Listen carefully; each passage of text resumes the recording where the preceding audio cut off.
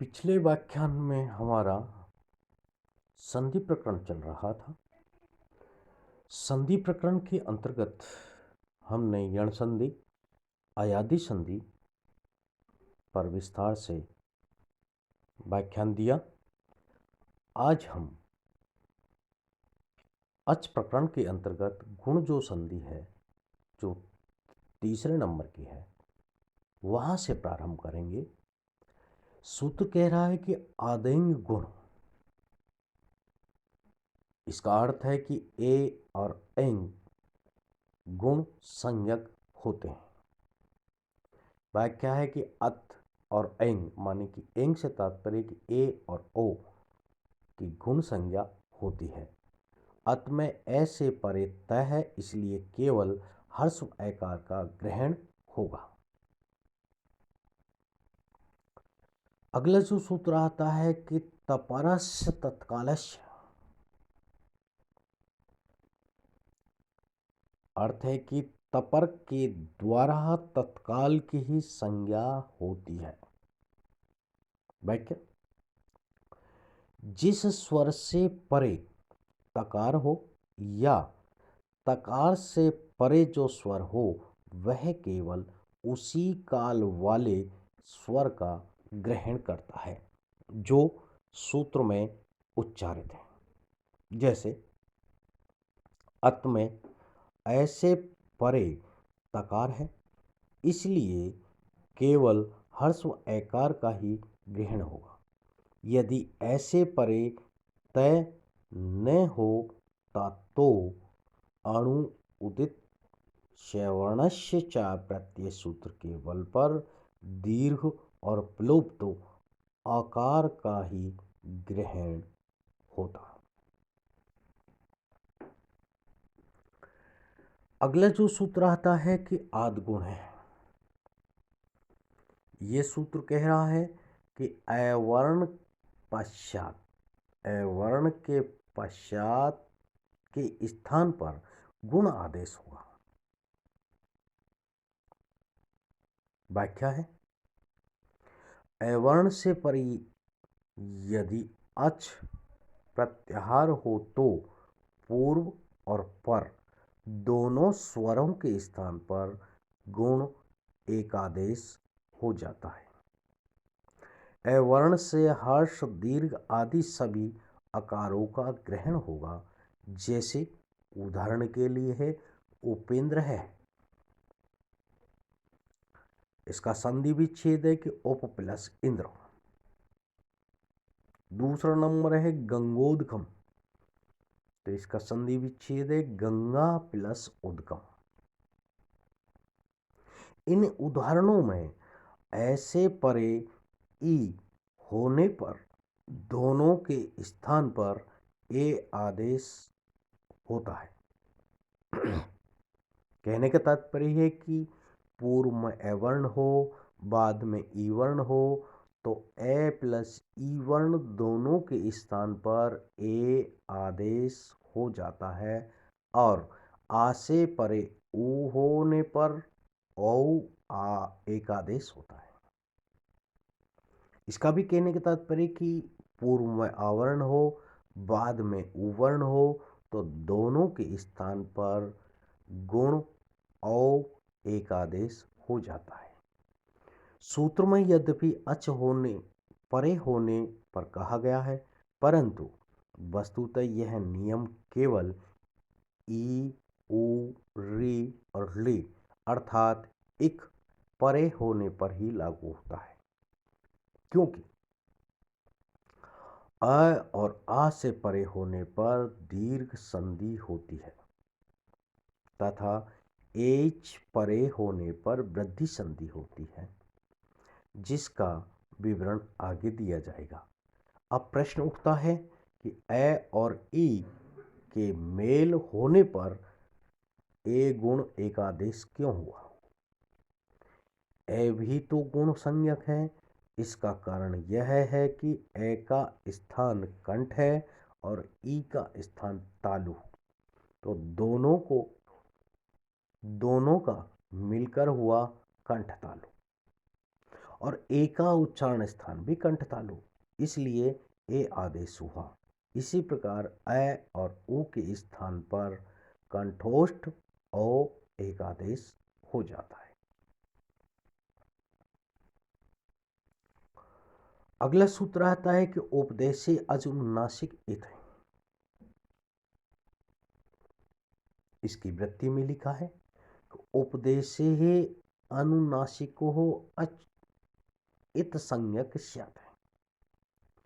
प्रतिज्ञानुनासिक्यः पाणिनीयः लणस्य सूत्र स्थान अवर्णे सहोच्चार्यमाणः रेफोः रलयो संज्ञा। इसका अर्थ है कि उपदेश अवस्था में अनुनासिक अच इत संज्ञक होते हैं। व्याख्या के रूप में कहा है कि उपदेश अवस्था में जो अच अनुनासिक पढ़े गए हैं उनकी इत संज्ञा होती है। पाणिनि ने कुछ वर्ण सानुनासिक पढ़े थे जिसका उद्देश्य उन्हें इत संज्ञक करना था। आजकल पुस्तकों में हमें सानुनासिक पाठ नहीं मिलता, केवल रूप रचना की प्रक्रिया से ही अनुमान लगाया जाता है कि कौन सा वर्ण सानुनासिक पढ़ा गया है। अगला जो सूत्र आता है वह है कि उरण रपर।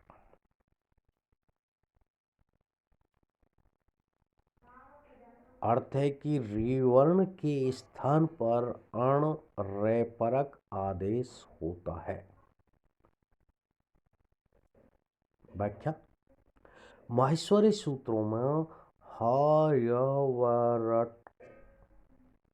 प्रत्याहार के बाद लण पढ़ा गया है। ले के बाद जो एकार पड़ा है वह इत्संज्ञक है, अतः र एक प्रत्याहार है जिसमें रे और लय का ग्रहण होता है। सूत्र का अर्थ हुआ कि री के स्थान पर होने वाला अण आदेश रे परक होता है। री से तात्पर्य है कि री और रे दोनों वर्णों से है। री और ली दोनों वर्ण है, तो यहाँ कहने का तात्पर्य है कि री से तात्पर्य है कि री और ली दोनों वर्णों से है। तो री 18 प्रकार का होता है और ली 12 प्रकार का होता है, क्योंकि ली का दीर्घ नहीं होता। इस प्रकार री को 30 प्रकार का माना गया है और ये बात पहले बताई जा चुकी है।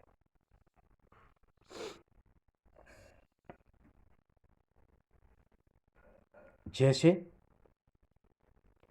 कृष्ण प्लस रिद्धि, इस अवस्था में ए और री की स्थान पर अर आदेश होकर कृष्ण रिद्धि, कृष्ण की समृद्धि रूप बन जाता है। तो कृष्ण के अंत में एकार है, एकार से परे ऋकार है, तो ए प्लस री को गुण ए होगा, परंतु उरण रपर सूत्र से ए होगा तो वह ए वर्ण रेकार परक होगा, यानी कि अर हो जाएगा। अर जब हो जाएगा हाँ तो कृष्ण रिद्धि रूप बन जाता है। इसी प्रकार तवलकार है,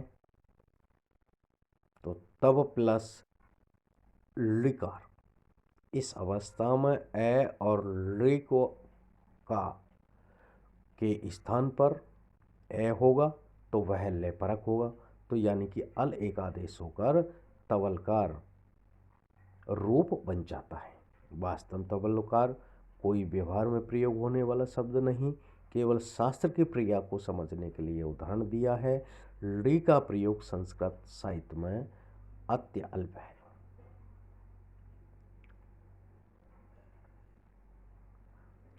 अगला जो सूत्र आता है कि लोपः साकल्यस्य,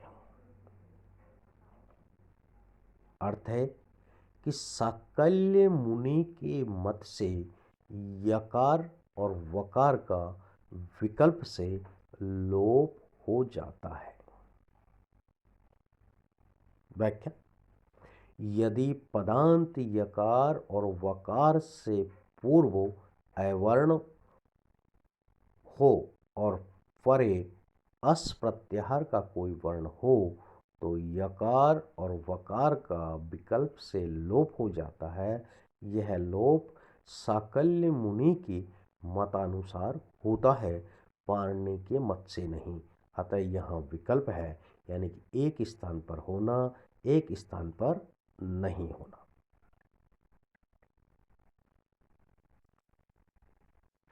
अगला जो सूत्र आता है, पूर्वत्रः असिद्धम। अर्थ है कि पूर्ववर्ती सूत्र के प्रति परवर्ती सूत्र असिद्ध होते हैं। वृत्ति में लिखा है कि शैपाद सप्ता अध्यायी प्रति त्रिपाद सिद्धा त्रिपादम अपि पूर्व प्रति परे शास्त्र सिद्धम। इसके उदाहरण है हर इह और हर विह, विष्णव इह विष्ण विह। व्याख्या है, 7वें और 8वें अध्याय के प्रथम पाद के प्रति 8वें अध्याय के अगले 3 पाद असिद्ध होते हैं। त्रिपादी में भी पूर्व के प्रति पर शास्त्र असिद्ध और पाणिनि की अष्टाध्यायी में 8 अध्याय है। पहले 7 अध्याय और 8वें अध्याय के प्रथम पाद में आए हुए सूत्रों का प्रयोग होना हो तो 8वें अध्याय के अंतिम 3 पादों में आए हुए सूत्रों के द्वारा जो कार्य हुआ है वह कार्य असिद्ध माना जाता है। असिद्ध से तात्पर्य है कि कार्य तो हो जाता है परंतु वह पूर्व सूत्र के द्वारा होने वाले कार्य के प्रति न हुए के समान ही माना जाता है।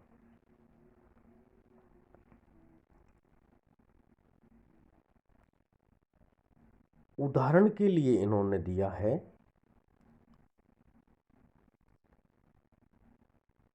हर ई है, हरे प्लस ई है